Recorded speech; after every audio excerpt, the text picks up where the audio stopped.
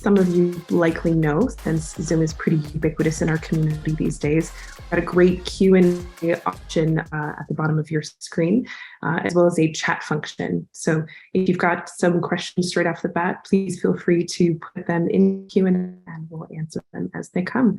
Otherwise, we'll do our best to get into nitty-gritty or broad strokes as we can. But I'll start by handing it over to my team here and to let you know a little bit about who is on the call today.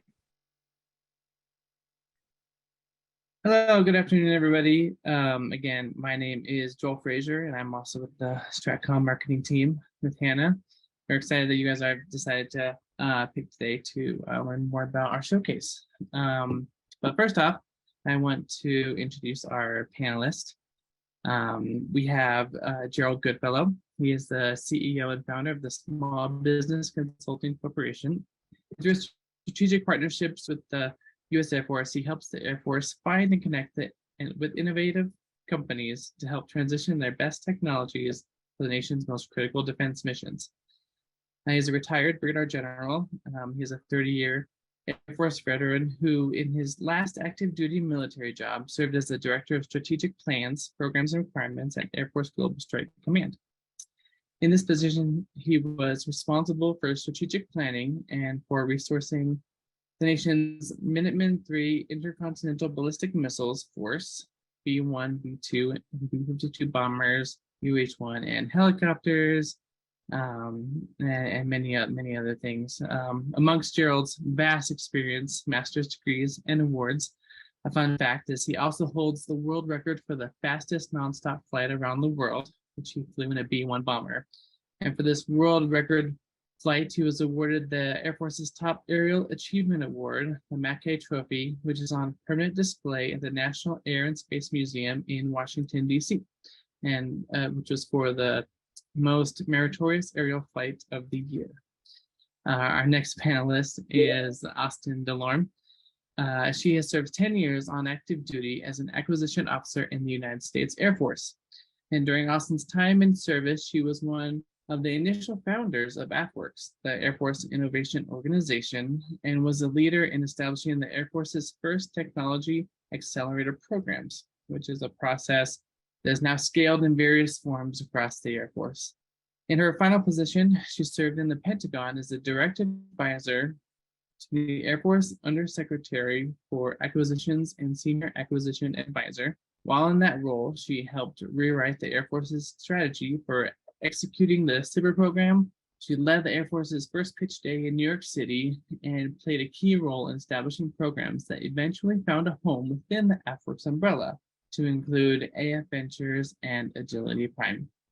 And throughout this time, Austin's primary focus has been on understanding the political, legal, and cultural barriers inhibiting relationships between the DoD and the commercial enterprise. She has left active service to pursue her passion of breaking down those barriers to create both the near-term wins and long-term changes required to ensure our national security for decades to come. So that is a little bit about our panelists here. I would like to hand off the torch to Gerald and then Austin to say a quick hello and welcome, and then we will get to your questions again that Hannah pointed out, the Q&A below. You can click and write in your questions. All right, to Gerald.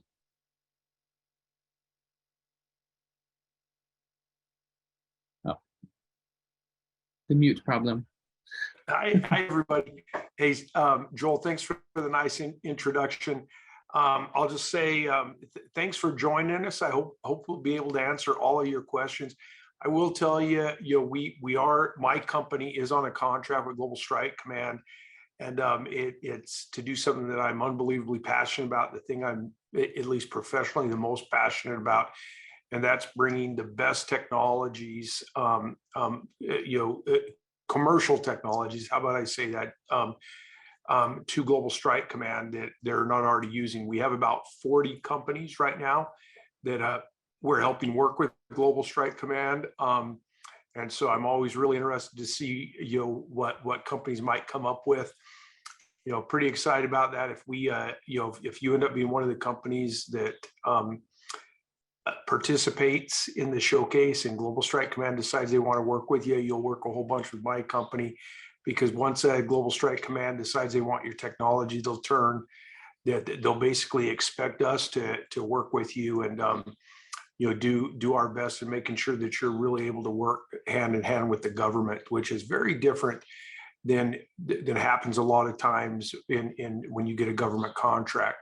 But our goal is if the government wants to work with you, we want to get you to, and they continue to want your product. We believe our job is what we call transition. That means the Air Force either buys it or they fund it long term. So I started it. By the way, that's the second hardest thing to do in the entire Air Force. Actually get a company with the technology that the government wants, actually get them long-term money. And so I started a company to do the second hardest thing I know, but I think it's critical that we do this for the defense of the nation. It's just too darn hard for companies to get their technologies in the military. So that's me. And over to you, Austin. Thank you, sir. So I work for and with Gerald and have for many years. I served for him back when we were standing up AFWorks early on. And we've continued to kind of share this passion of connecting the best technologies with the service, the Department of Defense, and with the government at large. As Gerald said, it is way too hard to do. It should be easier, but in the lack of that, we're helping the Air Force redefine infrastructure and better understand what resources they should be making available and how they should be partnering with the commercial ecosystem. In this case, we offer a commercial capabilities showcase, which is a pitched event style forum, which you guys have seen, that allows the Air Force to better explore.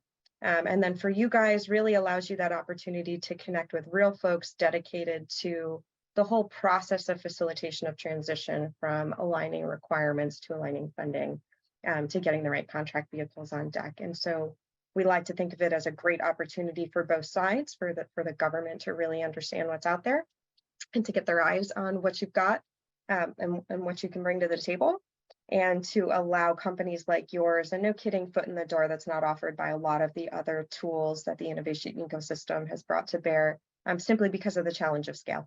And so hopefully we can bring that to you today. And today, hopefully we can answer as many questions as you can put on the table on what that looks like, how that benefits you, and how we proceed moving forward. Hannah, Joel, ask away. Thank you, Austin. And yeah, this showcase event is one of my favorite activities that we do as a whole company. It really allows us to not only see what kind of amazing things are being created out in the tech world, but to connect people on both sides. I know as a small business, it can, of those technologies that are out in the world, when you're just starting to look for who you can connect to, especially if you want to work with the government, it can be a scary or a confusing thing. And so this showcase allows us to help walk small companies through that process a little bit and provide feedback where we can. But it's a little bit different than some of the other events that people might see out in the tech ecoverse. So let's start off with a little bit of what is this showcase and what are the goals that we have established in that company. And we'll just reiterate, you can dump questions in the chat as they come up. We'll prioritize those ones that come in. But I know Hannah and Joel collected some questions ahead of time as well. So we can launch right in and make all this time valuable for you. Right. So the first question was kind of like, what is the showcase and what are the goals that the showcase is trying to provide Global Strike? Yeah, I'll give a first stab at that and then pass it over to Gerald if he has anything he'd like to add. So again, first and foremost, the showcase is really exploratory. There are a lot of tools that we use and have for very specific needs. We already know that the government has, but this is a great way for us to uncover sort of the diamond in the rough or some of the unique things that we didn't even know to look for. And so we recognize there's a blind spot there. We don't know what every technology is out there and what it can do for us. And so this is our way of finding that. The goal of the showcase is to identify those technologies and those companies, bring them to the table, start the conversation with the government and figure out, if they're a good fit, what that pathway forward is. And so, if you come in, if you do connect, yes, it starts with a conversation. It starts with connecting you to the really correct stakeholders in a particular mission space where you fit. But our ultimate goal then would be to start to move down the path of how do we get you on contract, and how do we start to think about actually transitioning or trialing your tool in the operational ecosystem. And so again, we're trying to find good tech. That's the big goal at the end of the day. Joe, any thoughts? Yeah, I do like the showcases that we do, because it does give us some insights or some looks at companies that we might not have seen otherwise. I'll tell you what we do as a company. Basically we work with Global Strike Command, and this was kind of, I'm pretty good at this because it was kind of my job when I was in the Air Force, or my last job in the Air Force, is to really understand what I'll call Global Strike Command needs. The Air Force refers to those as requirements.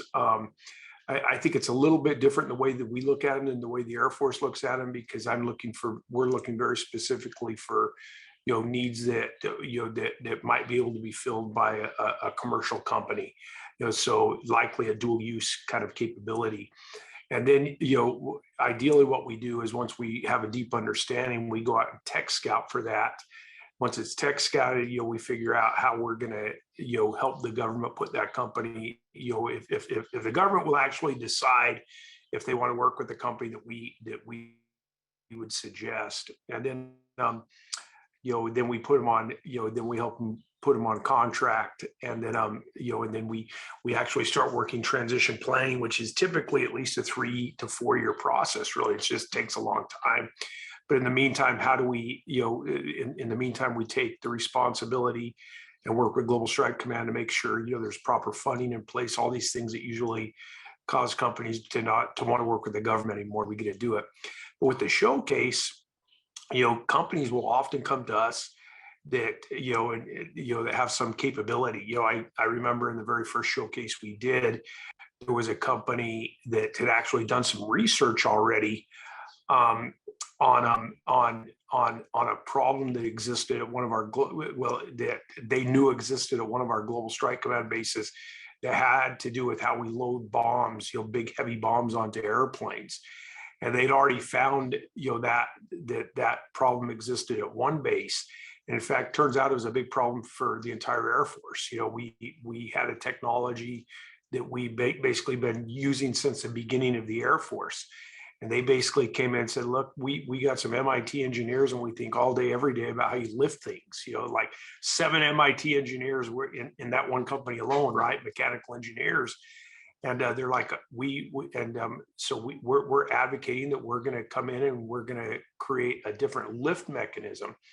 And this was a couple of years ago now, 18 months ago, I guess, and they're in the midst of doing that for the Air Force right now. But I never would have thought of that in a million years, that there would be some company out there that could make a better lifting mechanism, for instance. And I'm still hoping they're very successful, because I tell that story all the time. We're still, we'll find out in time. We'll go through. We'll start evaluating that capability, and that they come up with, and we'll find out if that's going to turn into something long term. But this happens all the time where companies come in. So some would argue that it's actually not even the best use of our time to run these showcases. But I always say, if we just get 1 or 2 companies that all of a sudden we're working with that we wouldn't have thought of, I think it's probably a pretty good use of our time. So I'm pretty excited about it. I don't know if I answered your question or not, Jeff. I will say, that out there, if you go to our website, you'll see that we're looking for all kinds of things, from ICBM operations to maintenance to base security, all those kinds of things that you guys have probably already seen. We do see a whole bunch of companies that come in that have that have those kinds of capabilities as well, that we're really looking for. And I'll tell you, I'm always surprised. We have one company that just got a strategic financing contract. So it's a big dollar 4-year contract with the Air Force, and it was just base security stuff. And I was so impressed. Their technology was interesting. But it was just kind of interesting. Is like robot dogs and drones, aerial drones to do security things on a base. And I've seen robot dogs and I've seen drones, but what impressed me the most about this company is just the way they thought differently than I knew people in the Air Force thought differently about security. And so we got very interested in working with that company. And I think in the end, they'll probably help the Air Force save hundreds of millions of dollars, I'm hoping, on security, because they'll take away risks from us in ways that we haven't thought about taking away the risk before. Largely how we've taken away risk before is we hire more security police officers, where we make really secure buildings. And it turns out when you make a really secure building, it gets really expensive. And in the end, there's really smart people out there who think about ways to beat security that makes the investment even more suspect. So just the way these guys were thinking about doing security differently with robots was really interesting to me, because I realized that kind of thinking was not going on in the Air Force. So I was really interested in getting that company involved, if nothing else, just because it would get their thinking into the Air Force. So I'll stop there, Joel. Yeah, in that vein, we have a great question that's come up here asking about what technologies Global Strike is specifically trying to develop over the next 5 to 10 years, especially as understanding requirements and roadmaps is so important to guiding internal company investments. Great question out there, Zach. Thank you so much. Yeah, couldn't agree more that information is critical. I absolutely agree with you. So there may be some frustration here with the very generic call to arms. Some of that is because we use different mechanisms to get after very specific requirements. And we're really just trying to see what is out there. So if you feel like you may apply to one element or another, know that the follow-on, should your technology be deemed valuable moving forward, would be those in-depth discussions providing details regarding requirements that your technology may impact. And so the sort of value there would be diving into the weeds with a host of stakeholders, from the guy that's going to use it to the guy that's going to buy it, to really talk through those details and make sure you have what you need to decide whether or not that's a project you want to proceed with, and then what that looks like and how that goes. And of course, we step in here to help facilitate that and make sure everything is glued together and can move smoothly through that pipeline. So I know that's not the answer you're looking for here. I know you're looking for the weeds laundry list of tech areas. What we found in the past when we've provided that is, for one, the government can be a very fickle beast. So they gave us lists of, what they called requirements or technology areas, and we listed them, and we had a bunch of companies come to the table. And honestly, the government decided on different solutions, and there's a little frustration, understandably, with that. And so what we've really learned is this is a great exploratory tool, and that we like to keep it as open as possible in this particular format, in order to reduce some of that frustration and not overly focus it when really the command is willing to entertain a whole host of technology opportunities. Here's what I'll say is, when I think of, and I used to be the guy that was in charge of, buying all the stuff in Global Strike Command, but largely when I would think about what, Global Strike Command bought, it revolved around intercontinental ballistic missiles and bombers, 2/3 of the nuclear triad. And there's all kinds of things that that go into that. By the way, Northrop Grumman is building both of those systems, as it turns out, right? But anyway, but what's interesting is all the things that somehow enable those, or just allow Global Strike Command to do their jobs together. Remember, we have a whole bunch of people that are out there flying airplanes, that are out there launching missiles, a whole lot of people that are maintaining those missiles and those airplanes, a whole lot of people that are securing those missiles and airplanes. So it's kind of interesting. Most of the things that big companies, companies might be very interested in, we would be interested in. I'll share just a little bit with you. I was working on something for the head general in Global Strike Command just today, and it was on things that we're working right now. And there's a satellite communication company. It turns out when we looked at them, we realized that they had a satellite communication capability that was actually, I believe, better than anything we're flying on our current airplanes. Not only did they have it, but we found out we could use it on the ground, that capability to enhance communication for for security forces that are out in missile fields that are sometimes that are 400 miles square, right? I could go down the list. A company that is helping us, really with some AI algorithms and things they do that are helping us understand where our trade-offs are in terms of what we spend our money on, a company called Decision Lens, and they're helping us with that. We have a company that you wouldn't naturally think of it. It's largely what you'd almost view as a construction company in a way, but they actually have a 3D printing technology where they can print up things that you can apply to the outside of a building that will enhance the strength of the building. And then not only that, buildings that are structurally unsound, they can put it on these buildings and it makes them structurally sound, buildings you would otherwise condemn. And there's all kinds of old buildings, old things that we store bombs in, and all kinds of things that I think this technology has a capability on. I will tell you, as I look at the 40 or so companies that we're working with, and all of their technologies, I could go down the whole list, all of their technologies now that we're working with the company, and we found a good use case within Global Strike Command. I go, yeah, that makes total sense. But I'll be honest with you, I think early on, sometimes it's just hard to think of, okay, where's the use case in Global Strike Command for this? Right. And Austin used to always give me a hard time because I would say technology. I go, what's the use case, Austin? She'd say, you're too focused on the use case, and I say, but if I don't have a use case, why are we spending money on it, kind of thing. So we would always, bicker back and forth. We've known each other since 2016, I think.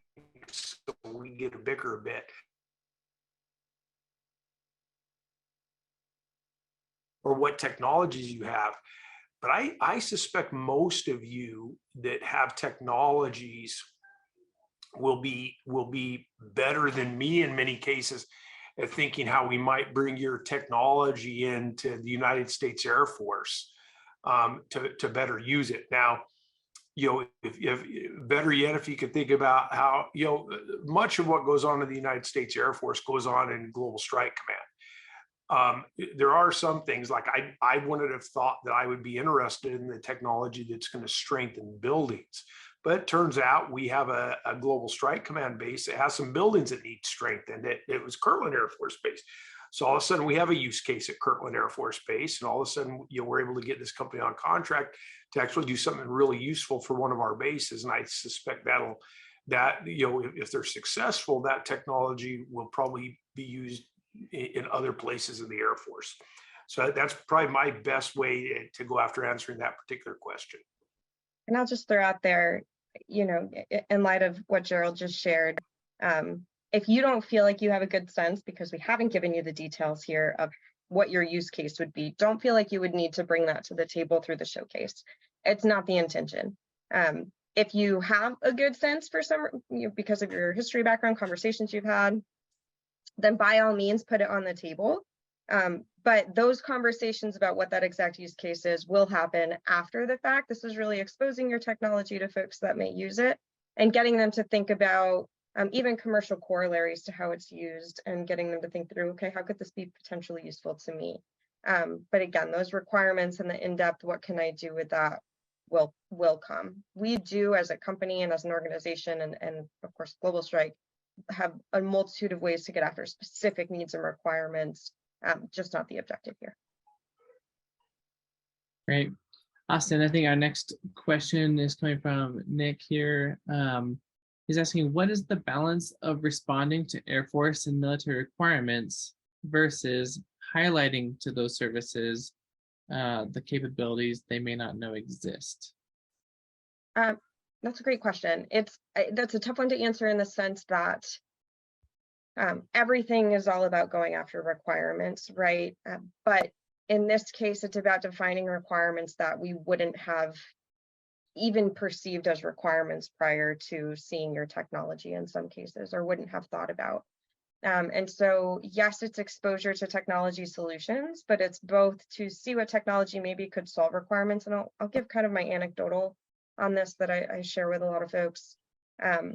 A lot of times for me, if I'm writing a requirement, this is how the government works, and I need to see over a hill and I need to do it 24/7. If I have a space background, or that's where I sit, or that's what I've seen, I'm going to put a requirement out there that says, give me a satellite, put it in geo, and give me this field of view and this level of resolution.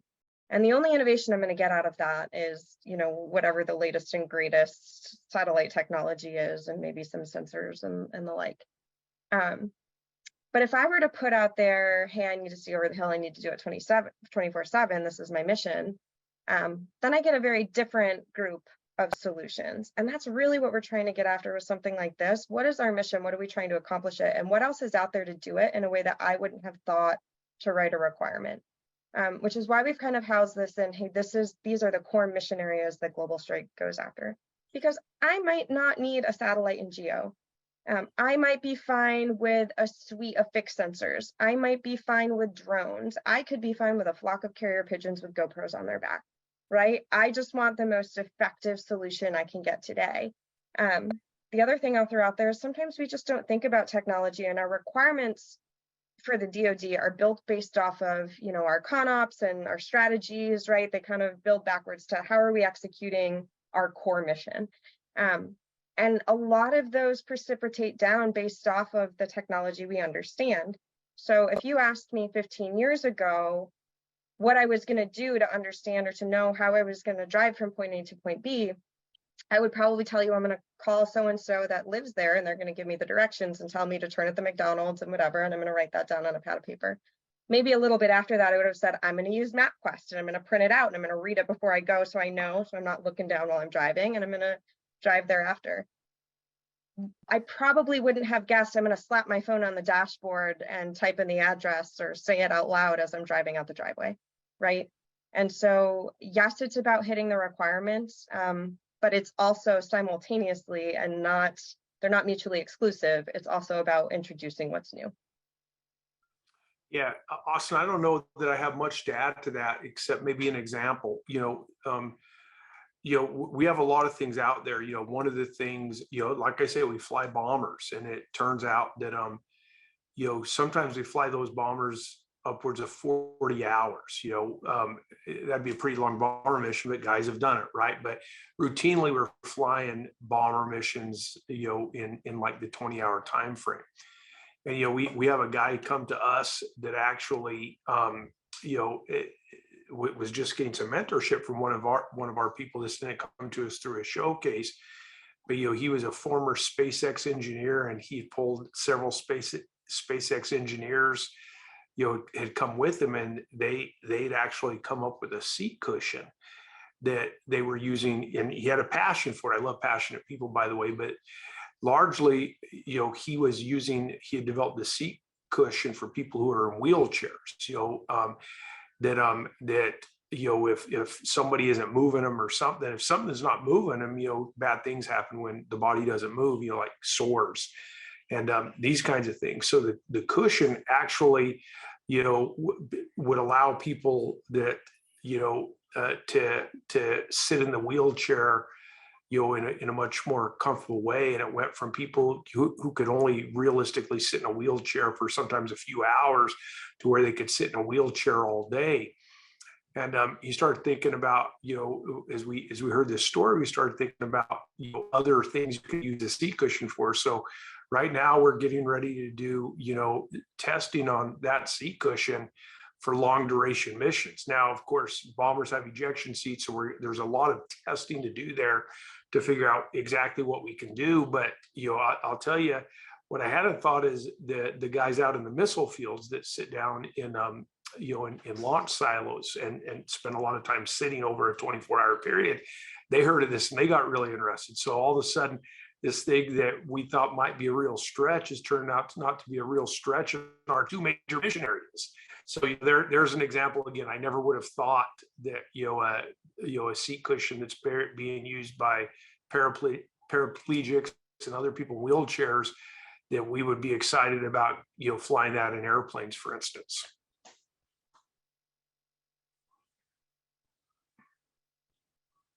It's really amazing some of the new things that come into our perspective once we have the ability to meet more of the people in this space.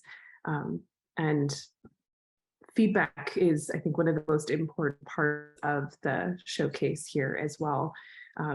And that's one of the reasons why we don't have a limit, of course, on anyone who's able to apply into the showcase, even if they have been a company that has worked with us previously, if they've got a new version of something, or the answer to a question that we asked long before that they didn't quite have developed and now have something new developed, you can always apply to the showcase again.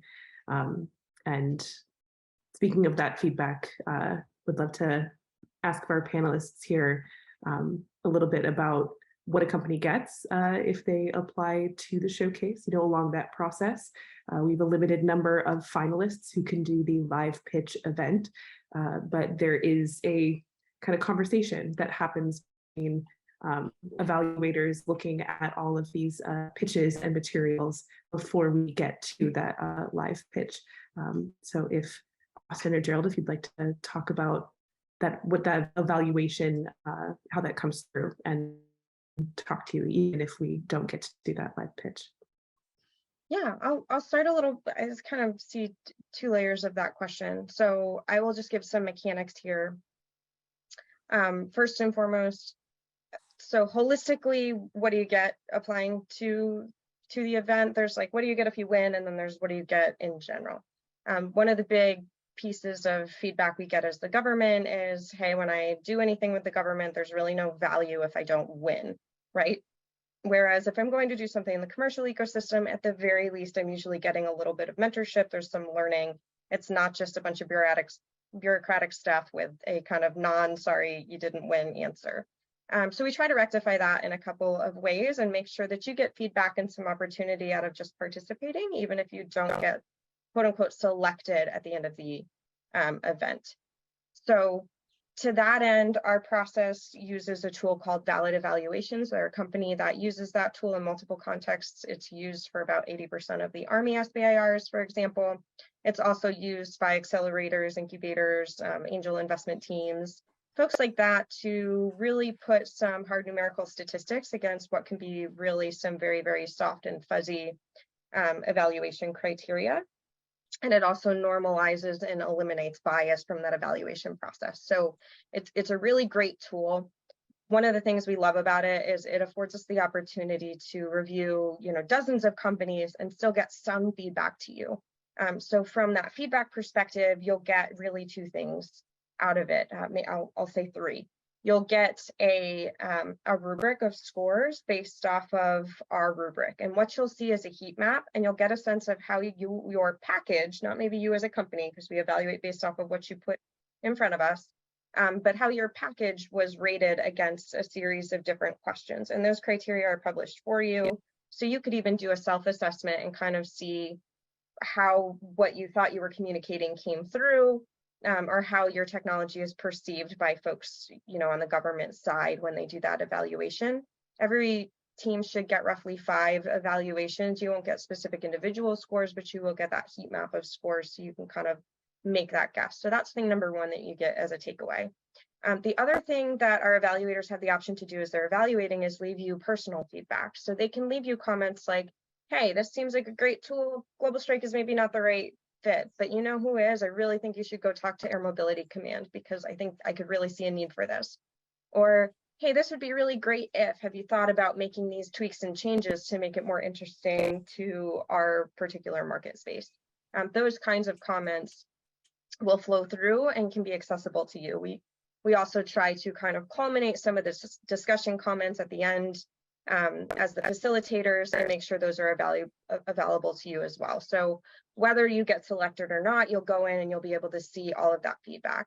The final cool thing that's offered here is the ability for anyone who evaluates to come in and actually connect with you directly or offer an introduction. It won't come in the form of a direct email. It'll be visible to you inside of our Valid Eval system, and you'll have the opportunity to email that individual that has said, hey, I would like to connect.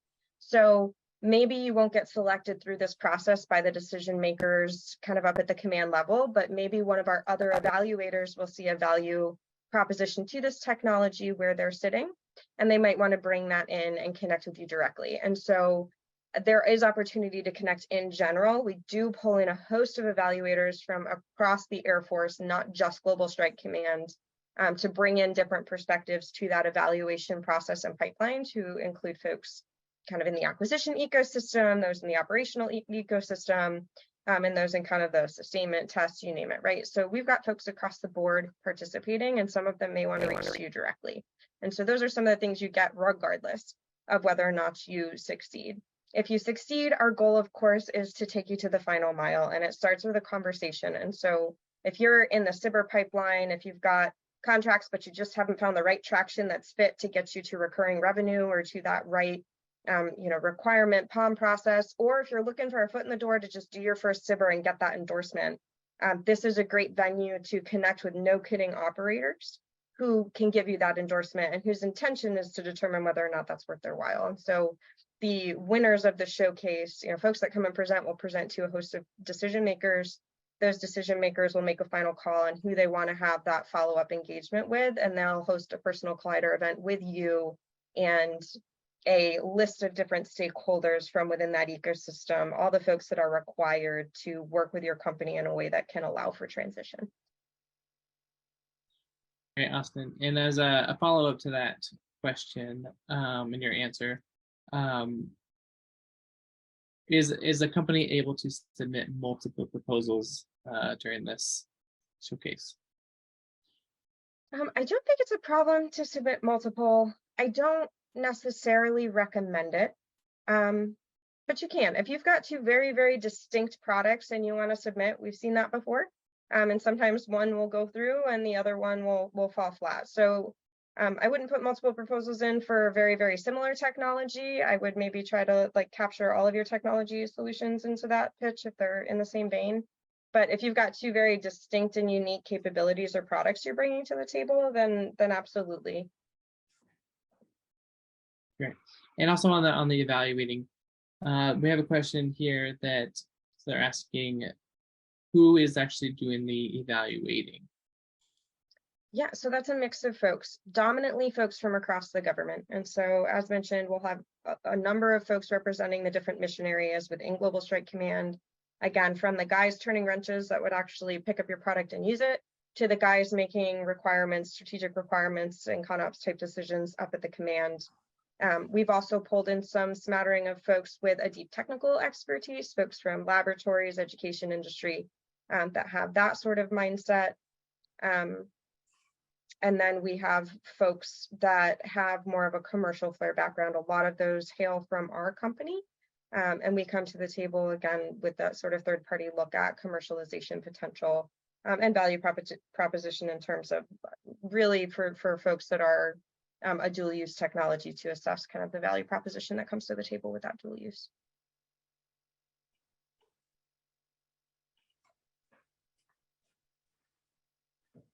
And just for some clarity on that too, I'll add, the dominant number of folks evaluating you will be folks from inside of the government, and our system features a capability to do some sort of matching.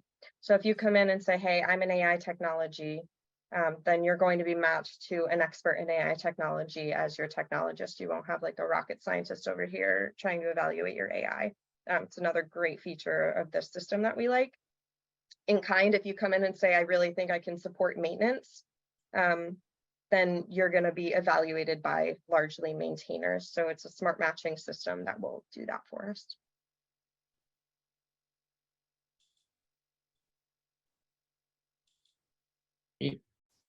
And with some possible new companies here listening that may not have worked with the government before, Is there any sort of, for the submission, is there any sort of security clearance or any other documents that they really need to be able to submit their product? For this event, absolutely not. Security clearance is not required. Now, if you have a product that you know is going to be used in a secure space, I recommend starting that process sooner than later. There are exceptions to that. If your, long-term business strategy is going to be B2B or something like that, you can, levy off of somebody else's company clearance, but certainly don't hang and wait. but you don't need it to apply here.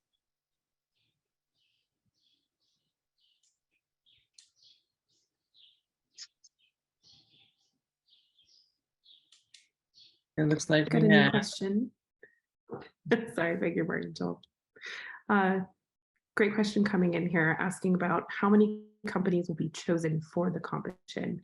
And I think that's referring to the finalists. So after our first submission round, there is that kind of down select, I believe, as we call it, and a notification to selected persons that will be able to do this live pitch. So how many companies are we thinking of putting into that next round after the initial application? Our intention is 16. If for some reason there are 30 companies that are absolutely that great that the government feels they need to see them all, then we will accommodate, but we plan for 16. Yeah, let me talk to that a little bit. So, we've done this in the last two showcases where we've tried to get to, the best 16 companies that we thought apply. The best 16 companies that applied that we thought, we could see that there might be some Global Strike Command applicability.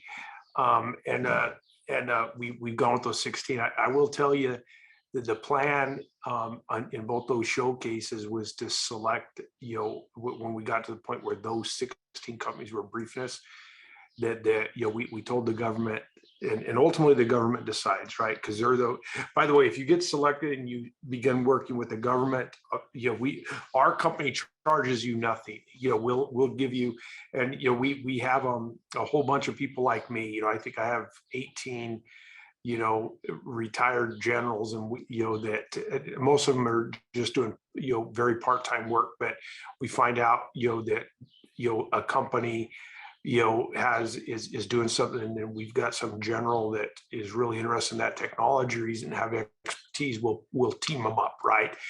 And typically I pay those generals out of profit in my own company to do that work. But anyway, and then everything else we do, which is, working with the government. Nobody in my company is afraid to talk to the government. In fact, most of us are being paid to talk to the government. So, we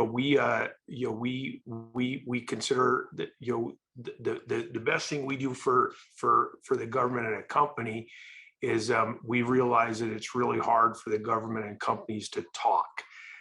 Certainly, at least initially, and we do our best to make that a lot easier. And that starts with assigning like government people to work with the company, assigning people or previous government people to work with the company. Really develop a relationship. And again, I think we do this better than anybody that is out there trying to help companies work with the government. I will say I do think that's what we do best as a company. And the thing I like most about it, in fact, when I was pitching this idea myself, so I was a startup a couple of years ago myself. When I was pitching this to the government, at one point, somebody, more than one person brought up the point. They go, well, why should the government pay for this? Why don't we make the companies pay for this? You're providing such a service to the company. I say, I won't do it if I got to take money from a company. These people, many of these companies, they find themselves in the middle of the valley of death, right? Most do actually, that we find ourselves working with. They all need more money. And so I said, I'm certainly not going to have them pay us. If you want this kind of service, and we've got a bunch of people who are good at this, then the government's got to pay for it. And so that's one of the neat things is we do work for the government. We are working for the government. But we're really good at understanding. We've actually, a lot of us, Austin and I started this company together. Basically 2 years and 3 months ago, I think. And so we feel it all. And so one of the cool things is that when we work with the company, we're pretty secure in working with the company. And of course, we all grew up. I spent 30 years working with the government. Austin, I think, spent 10 or 12. We've got people in the company who did close to 40 years with the government. So, I think it's a pretty good thing. And I always tell people that the second hardest thing you'll ever do is get a company long-term funding, for their technology. The first hardest thing you'll ever do is once a company has long-term funding for their technology, is to actually cancel that technology. It's really hard to kill a company once they have long-term funding, So I always say, if we're going to do that, if we're going to get them to long-term funding, we're going to do a really good job before they ever get there, right? But we work pretty, we're going to work pretty hard to get companies, as long as the Air Force continues to want that capability, we're going to work our hardest to get the company there.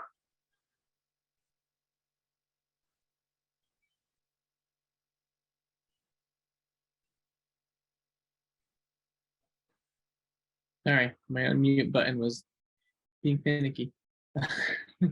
Thanks, Joe. Yeah, we have about like 15 minutes left in this Ask Me Anything, and so if you really need a question answered, please put that in right now. We also have some questions from what were sent in. Just trying to see if we put them.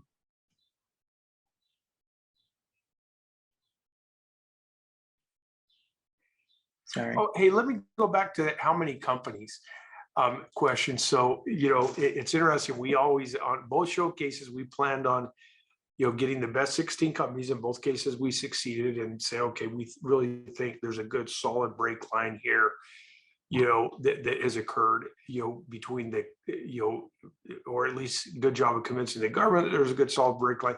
Sometimes it actually occurred even before the, company 16, but, we had planned on picking 16, so we did.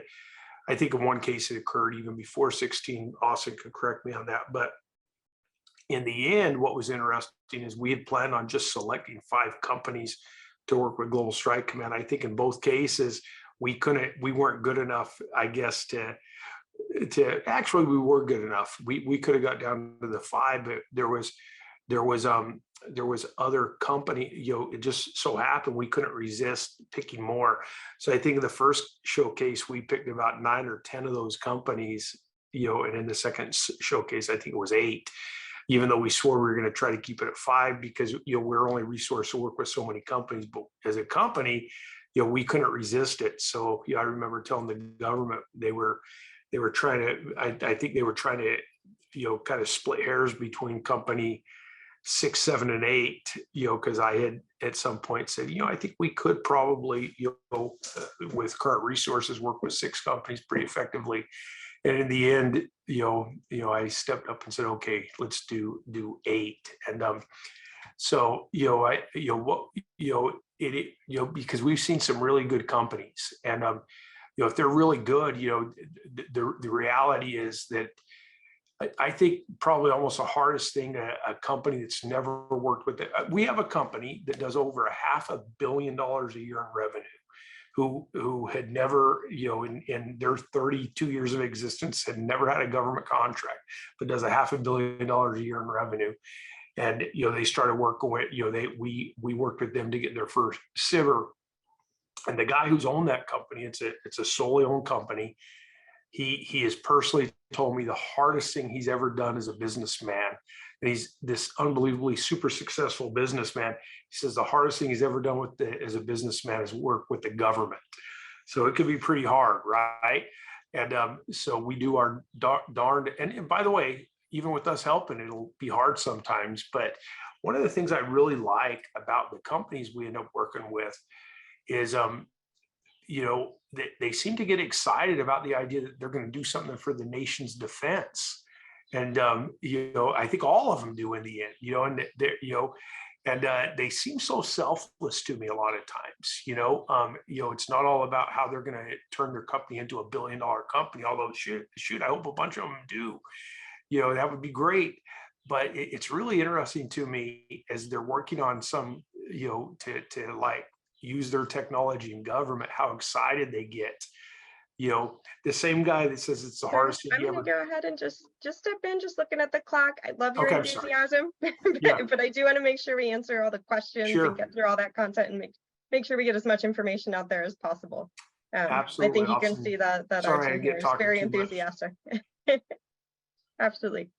Joel, go ahead to next open question. Yeah, the next one is we see that the showcase is set to be both a virtual and a live event.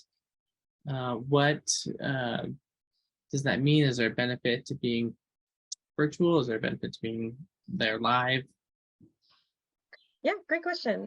So we will offer the opportunity for folks to come in person. That will be, of course, that won't be government funded. So that would be something you would have to choose to do, to fly into Shreveport to brief in person. In the past, we've run these wholly virtually. And so this will be a first time running a hybrid event.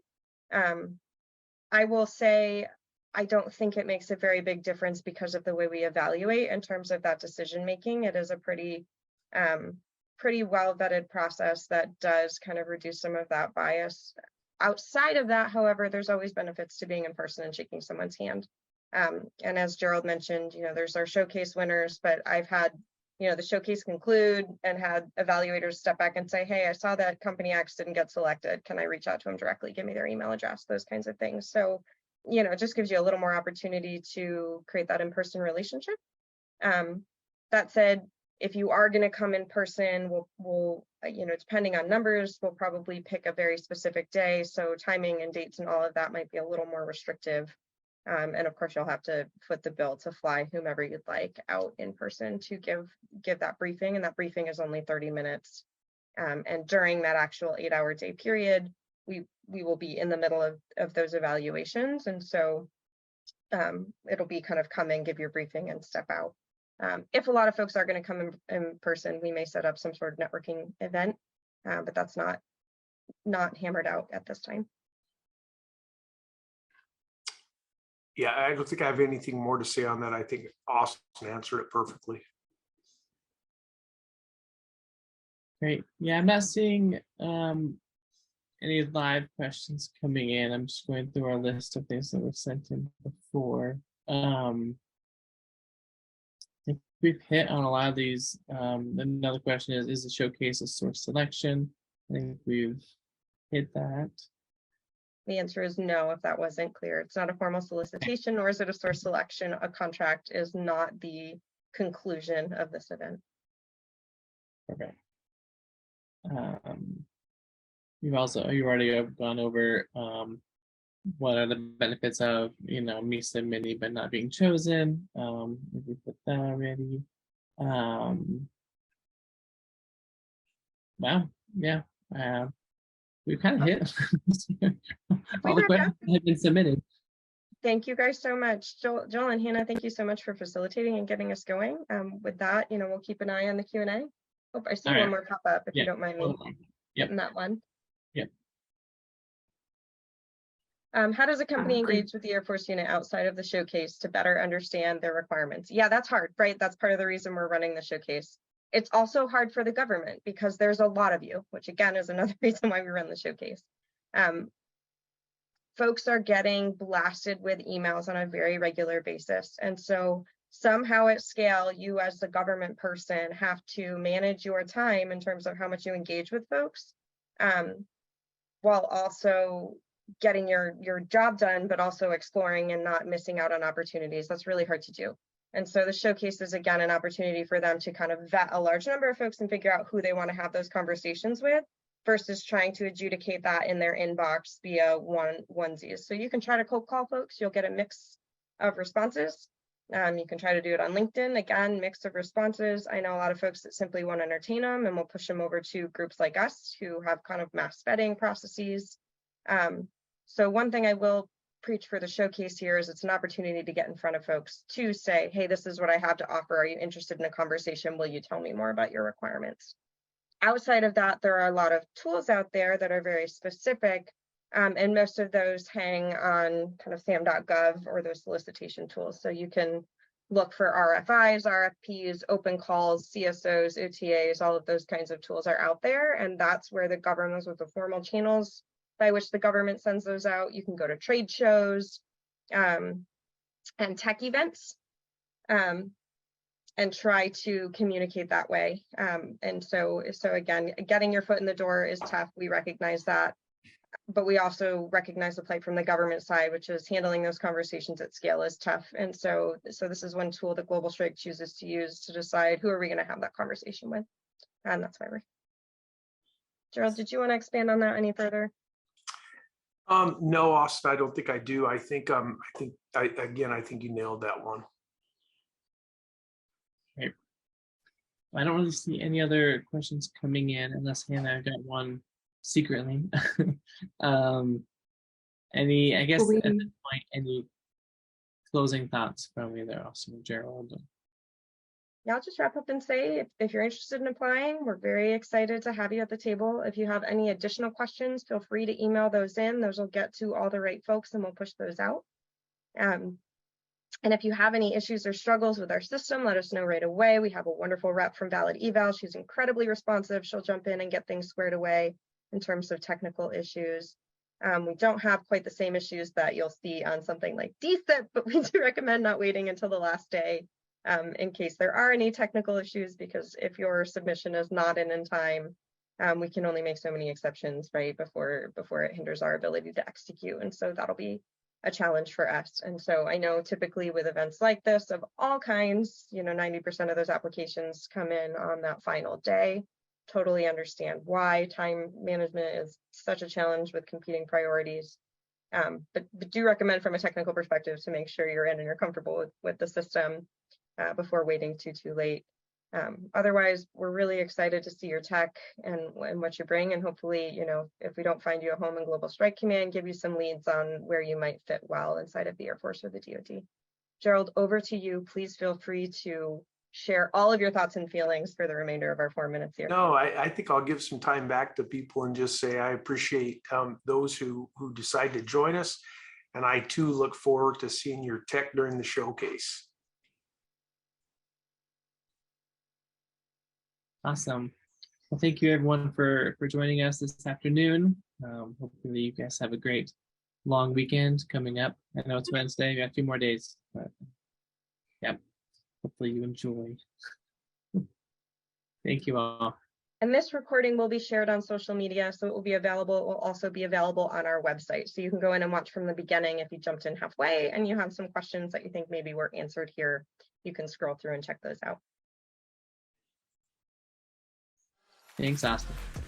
Cool. Shout out to our strategic comm team. Thanks for setting this up, and to all the companies who joined and your great questions. Really appreciate you. I hope you have an absolutely wonderful Memorial Day. Thanks, everybody.